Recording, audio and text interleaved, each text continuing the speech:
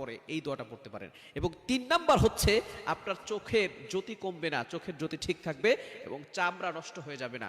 এবং ৪ নাম্বার হচ্ছে শরীর অবশ হয়ে যায় অনেক সময়, এই শরীরে দুর্বলতা থাকবে না, শরীর ফিটফাট থাকবে। আল্লাহ পাক রব্বুল আলামিন শরীরের ভিতরে বরকত দান করবেন। এজন্য ফজরের নামাজের পরে এই দোয়াটা পড়ার চেষ্টা করবেন। বিসমিল্লাহিল আযীম ওয়া বিহামদি লা হাওলা ওয়ালা কুওয়াতা ইল্লা বিল্লাহ। এই ছোট্ট একটা দোয়া, পরিচিত বাক্যগুলো, বিসমিল্লাহিল আযীম ওয়া বিহামদি লা হাওলা ওয়ালা কুওয়াতা ইল্লা বিল্লাহ। এটা মাত্র ৩ বার পড়বেন। আল্লাহ পাক রব্বুল আলামিন বড় বড় রোগ থেকে আপনাকে হেফাজত করবেন। আপনি যখন আল্লাহর নামে শুরু করছেন দিনটা, নামাজ পড়লেন, আল্লাহর ইবাদত করলেন, আর ফজরের নামাজ যারা পড়ে নবীজি সাল্লাল্লাহু আলাইহি সাল্লাম জানিয়ে দিয়েছেন তারা আল্লাহর জিম্মায় চলে যায়। বলেন সুবহানাল্লাহ।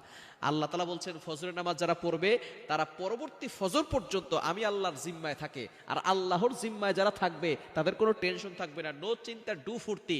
তারা দুনিয়ার ভিতরে যত কাজ